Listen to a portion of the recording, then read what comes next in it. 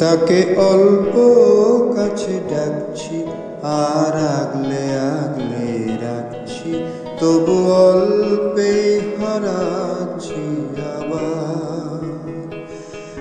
তাকে ছোবো ছোবো ভাবছি আর ছুঁয়ে পালাচ্ছি, ফিরে তাকে ছুতে যাচ্ছি আবার। অভিমান